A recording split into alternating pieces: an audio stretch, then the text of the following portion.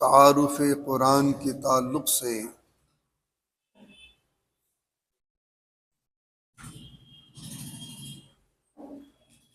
چار قسطیں اس سے پہلے جمعے کی دروس میں آ چکی ہیں۔ آج قسط پنجم، پانچویں قسط۔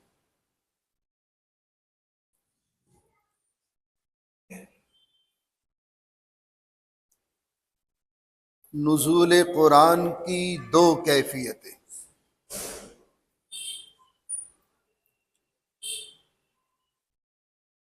یہ تو آپ کو معلوم ہے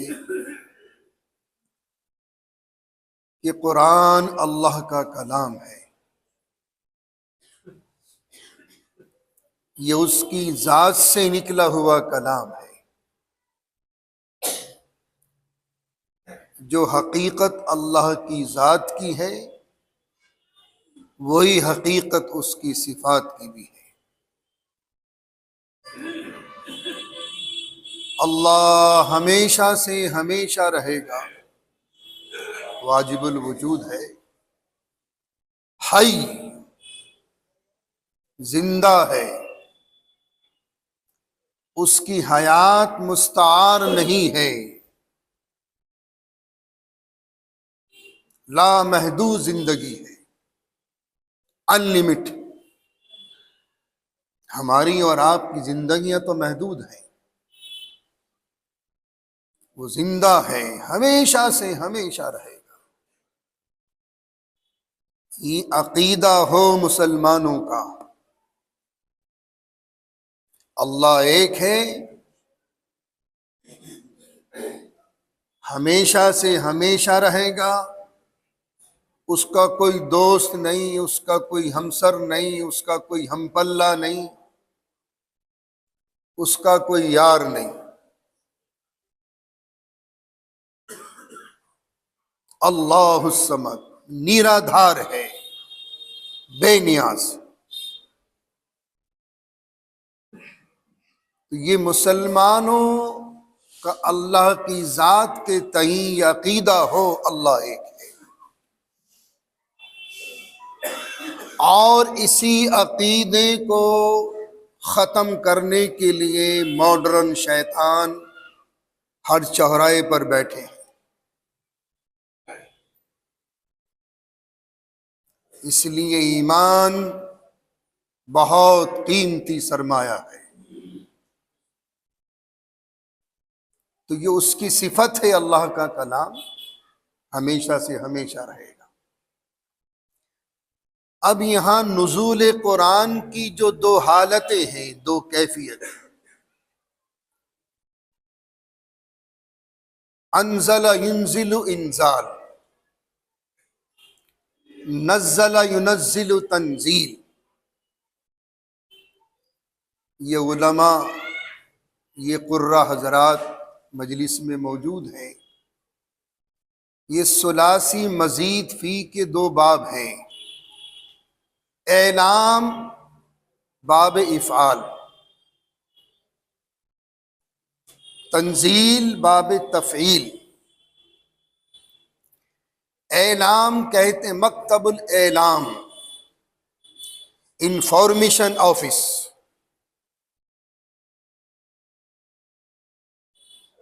مکتب الاعلام کا معنی انفارمیشن آفس۔ کوئی بات معلوم کرنی تھی حضور کو، جبرائیل سے پوچھ لیا، چونکہ ہیڈ آفس کے ڈائریکٹر تو جبرائیل ہیں، اللہ کا پیغام لا رہے ہیں، اللہ کا کلام لے کر آ رہے ہیں، تو مکتب الاعلام کہا گیا ہے، انفارمیشن آفس۔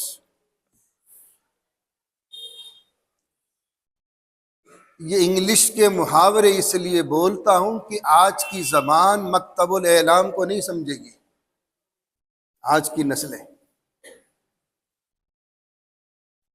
پڑھا لکھا انسان ہے، پڑھے لکھے بچے ہیں، پڑھا لکھا طبقہ ہے،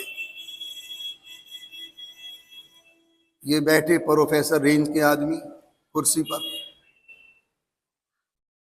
یہ بیٹھے کرسی پر پڑھے لکھے انسان، آپ بھی پڑھے لکھے ہو، اگر میں ادق اردو بولنے لگوں یا ادب عربی میں زبان میں بات کرنے لگوں تو شاید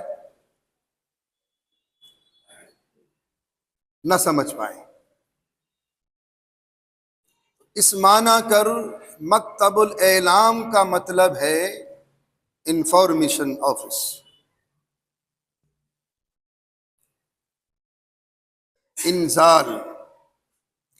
انزال کے معنی ہے ایک دم سے کسی شے کا اتر جانا۔ کیا مطلب ہے کہ اللہ نے لوح محفوظ سے سمائے دنیا پر، جہاں ایک بیت العزت ہے، ایک مقام ہے، ایک گھر ہے،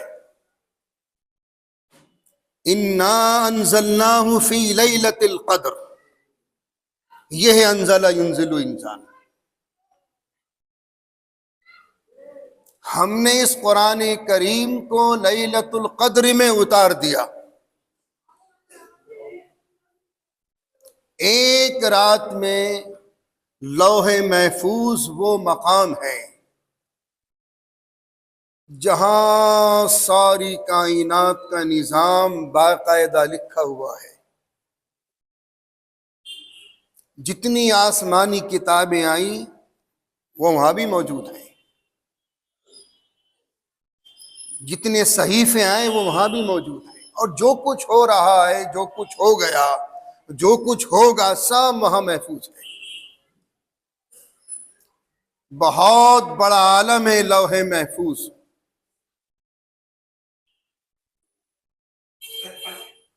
سرکاری خزانوں میں، سرکاری دفتروں میں کئی سالوں کا ریکارڈ موجود رہتا ہے،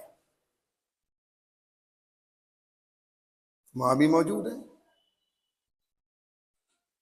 وہ اللہ کا سرکاری ہیڈ آفس ہے لوح محفوظ۔ تو اس رات میں ایک دم سے پورا قرآن اتر گیا سمائے دنیا پر۔ یہ ہے انزال، ایک دم سے کسی شے کا اتر جانا۔ آگے تنزیل۔ تنزیل کے معنی ہے دھیرے دھیرے، تھوڑا تھوڑا، نجمن نجمن اترنا۔ اب ذہن میں ایک سوال آ سکتا ہے، کیوں اللہ میاں نے ایک دم سے نہیں اتارا حضور پر؟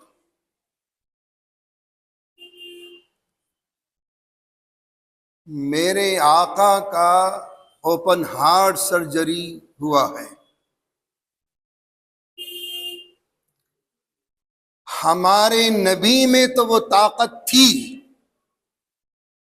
یہ میری اپنی پرسنل رائے ہے کہ اللہ پورے کلام کو اتارتا تو حضور برداشت کر لیتے، اتنی طاقت تھی حضور میں، لیکن امت نہیں برداشت کر سکتی تھی۔ پھر احکام بھی ہیں، حلال حرام بھی ہیں۔ ایک دور تھا کہ شریعت کا نزول ہو رہا ہے، اس کا نفاذ ہو رہا ہے، کبھی کوئی آیت منسوخ ہو گئی، کبھی کوئی حکم منسوخ ہو گیا، کبھی کوئی آیت ناسخ ہو گئی۔ شریعت کی تکمیل ہوئی ہے حجۃ الوداع میں۔ اب مکمل شریعت، اب کوئی چینجز نہیں قیامت تک، کوئی چینجز نہیں۔ تو تنزیل کے معنی ہے نجمن نجمن، تھوڑا تھوڑا اترنا۔ یہ انزال اور تنزیل کا فرق ہے۔ نزول قرآن کی دو کیفیتیں، دو حالتیں۔ ایک اور مسئلہ ذہن نشین فرما لیں، عرض نزول۔ کیا سمجھیں گے آپ عرض نزول؟ آپ کے محاورے میں کہوں ایریائی نزول۔ قرآن کریم کے نزول کا کتنا ایریا ہے یہ سعودیت العربیہ میں؟ آیا پورا قرآن پورے سعودی میں اترا ہے؟ نہیں، امپاسبل، نہیں۔ ہاں، نبی بننے سے پہلے ہمارے آقا شام بھی گئے، عراق بھی گئے، تجارت کا سفر کیا ہے حضور نے، سعودی حدود سے باہر بھی گئے، لیکن نبی بننے کے بعد ہمارے آقا حجاز سے باہر نہیں گئے۔ حجاز مین پہاڑی ایریے، آڑ، مکہ ہے،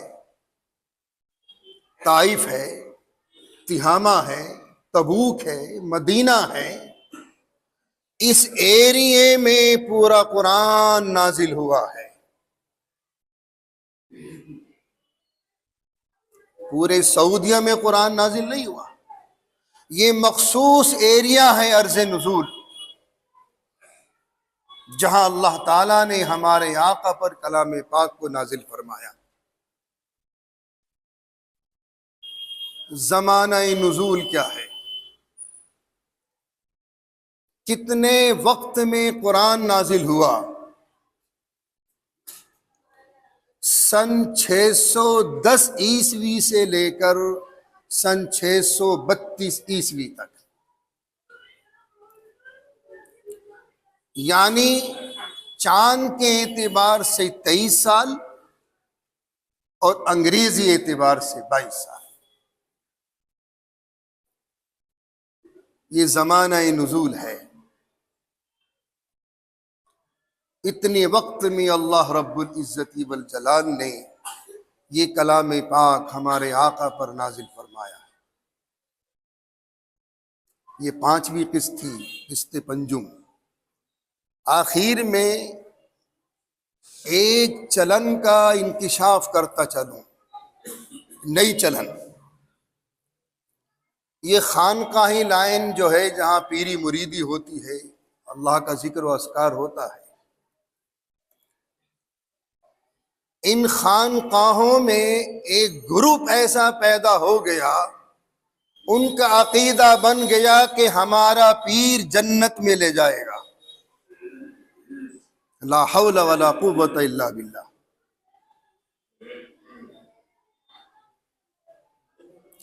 جنت میں تو ایمان لے جائے گا، پیر نہیں۔ جنت میں ایمان لے جائے گا، پیر نہیں۔